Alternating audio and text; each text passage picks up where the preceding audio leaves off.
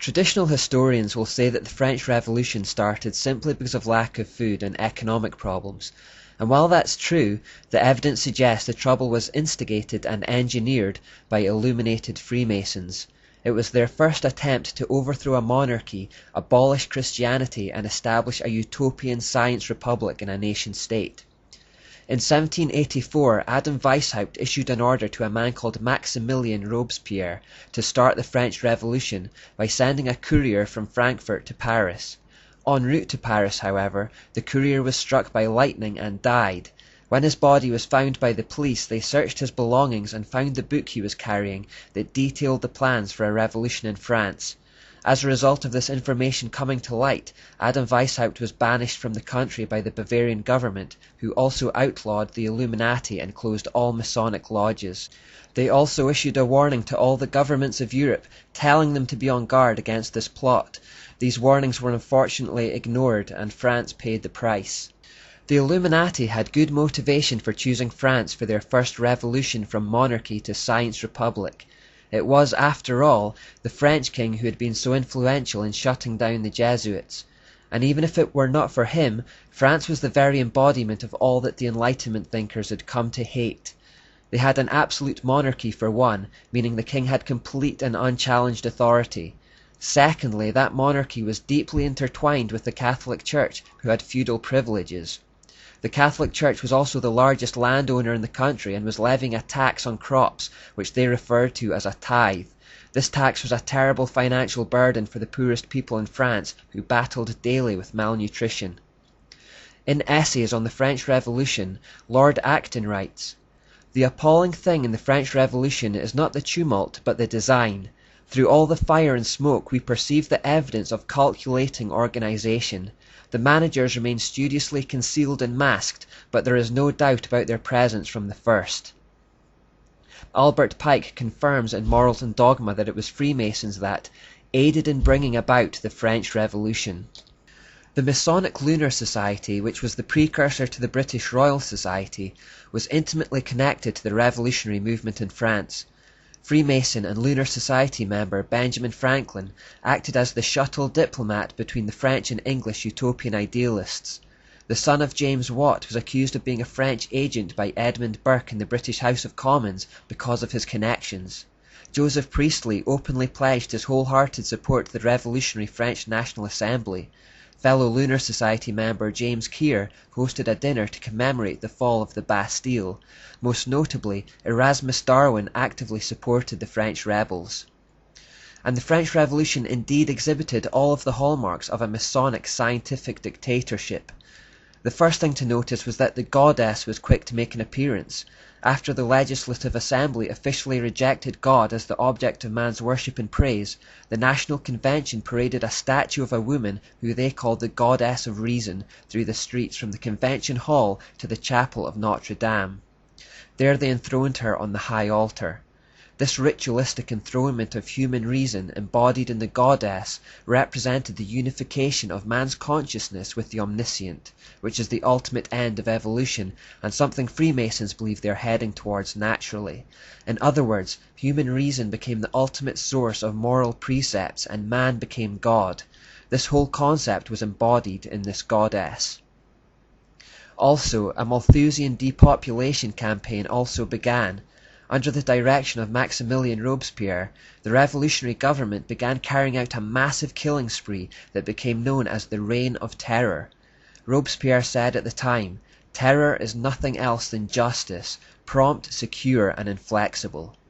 Robespierre's goal was to eliminate 15 million useless eaters, and while that full number was never realized, the Reign of Terror did claim the lives of around 300,000 Frenchmen.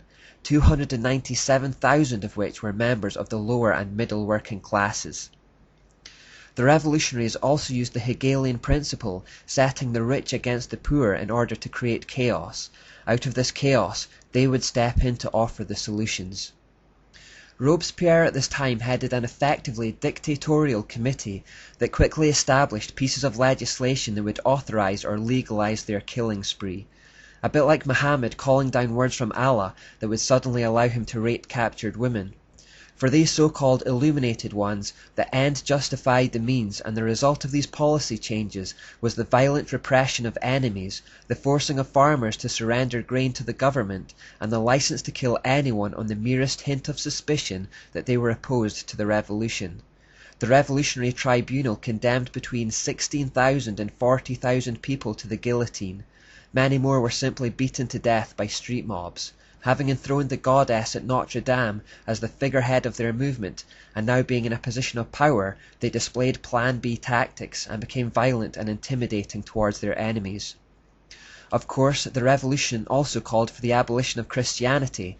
It started with a war on Catholicism, but quickly extended to real Christianity, as people continued to see no distinction between the two. Clergy were deported and condemned to death. Churches were closed and replaced with civic cults. Religious monuments were destroyed. Public and private worship was outlawed, as was religious education. Priests were told to renounce their vows. This led to the war in the Vendee, which many historians believe was the first modern genocide. A law passed on 21st of October 1793 meant all suspected priests and people who harboured them were liable to death on sight. The Babylonian goddess idol presided over all of this from her throne at Notre Dame. The French Revolution was the first time the world had seen an ideology that dared to challenge the old power structures, and it sent shockwaves around the world. As a result, the ideology of the French Revolution laid the foundations for subsequent ideologies such as socialism, communism, and fascism. Early communist leaders such as Karl Marx and Friedrich Engels frequently and extensively referred to the French Revolution, hoping to find important lessons for building and governing communities. At the core of all these communist regimes was the desire to completely suppress and eliminate worship of God, and many of the worst atrocities in human history resulted from such ideologies. Ideologies which we trace through the Enlightenment to Plato, then back into the Kabbalah version of the Mysteries, and finally back to their source in Satanic Babylon. Ronald Reagan was on the mark when he openly called the communist Soviet Union evil.